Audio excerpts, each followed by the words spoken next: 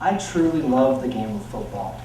Ever since I was a little kid, football has been my favorite thing to do. In fact, my family, my first memory that I can recall was having a football and throwing it to my brother, and my brother throwing it back. I believe this was when I was 2 years old. I had my Denver Broncos gear on. I just immediately fell in love with the game of football from the time I was a little kid. Now this perpetuated from the time I was a youngster through Little League, from about 8 to 15 years old, and then from then on to high school, and now I actually have the opportunity and blessing to play football here at BYU. Now there's a common theme that I was able to gather, to see from when I was a little kid through high school and now through college, and that was the principles that I was taught of integrity, of honesty, of fair play, of sportsmanship. All these things that I've held close to help me be a good winner and a good loser. Now these are things that I think are important in sports and that should be important all through Little League, through high school, and through college. Now, this is where I got a little confused. Now, my thoughts don't necessarily reflect the thoughts of the BYU football team. I'm going to get that out there right now. But I do feel that a lot of you, maybe, and a lot of my teammates hold these same opinions about what I like to call the BCS, the Bull Championship Series. Now, the Bull Championship Series is a selection group that selects the top 10 teams, according to an encyclopedia, to play in bowl games at the end of the year. Now these bowl games are the Fiesta Bowl, the Orange Bowl, the Rose Bowl, the Sugar Bowl, and the National Championship eventually. Now this definition in and of itself is false, that they select the top 10 teams to compete against each other. Now, I want to talk about the special conferences. The special conferences in our country are the ACC, the Athletic Coast Conference, the Big East, the SEC, which is the Southeastern Conference, the Pac-10, the Big 12, and the Big 10. Now the reason I call these the special conferences is because these are what they call the gifted conferences, the conferences that can compete for national championships, that are the ones that are the elite teams, that no matter what, these are the teams on top and they'll always be the best teams no matter what. Now, the problem with this is these 6 conferences get an automatic bid to one of these bowls. Now people might say, that's not a big deal. These bowls might not be a big deal to these conferences, but they are. And the big part of it is financial. And I believe that the greed and the perpetuating motive that's driving all this is financial greed. Now, roughly $17 million is given to these bowl conferences for having a team qualify for a bowl. So let's take a team like Texas, who usually every year qualifies for a BCS bowl. They receive $17 million for going to a bowl. And that $17 million is distributed throughout that conference. Now let's look at this from like an ACC point, like a team like Duke that has a losing season every year. That means that they receive over $2 million every year for having a losing season. Now, that might not seem like a very big deal because we have losing teams in the Mountain West and in the WAC as well. But our difference is we have $950,000 to split between 9 teams.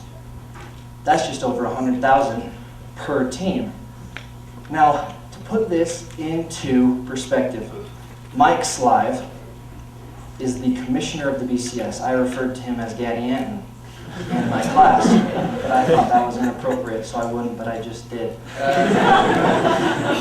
Mike Slive makes over $2 million a year without his incentives and without the bonuses that he receives for the success of the bowls.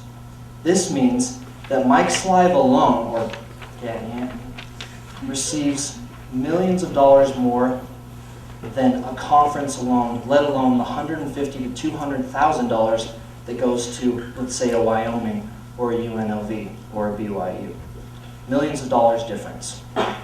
Now, the problem with the BCS is I believe that our country is strong. I believe that the values that we are held on are very powerful. That's what's kept us as a powerful country throughout all time.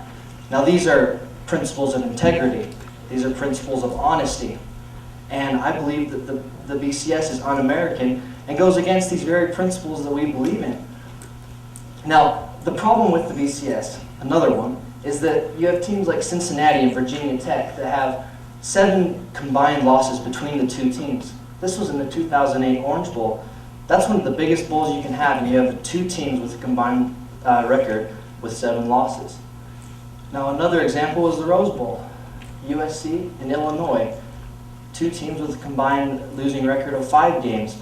These don't seem like elite teams that could be playing in these BCS games, that maybe there would be a Mountain West team with 1 loss or a WAC team with 1 loss.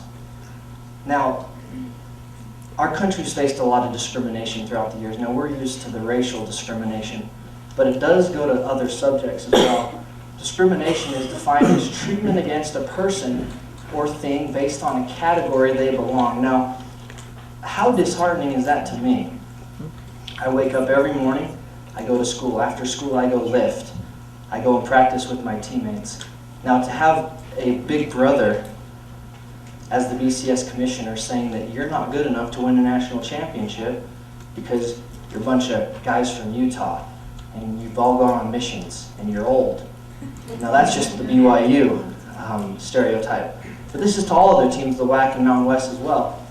That's unfair to me, and that's discrimination. Now, another thing is prejudice, defined as any preconceived opinion or feeling, either favorable or unfavorable, unreasonable feelings, opinions, like I just said, or attitudes, especially of a hostile nature, regarding a racial, religious, or as we can be categorized in this is because we're a national group. Now, the problem with the BCS is there's no defined champion.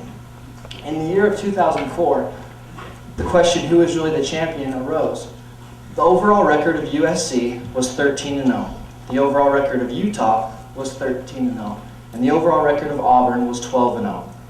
Now, I don't want a blemish-free third-place finish.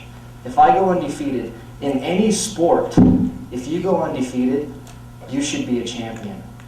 That's the problem with the BCS. All these teams had undefeated second place and third place finish where USC was crowned the champion.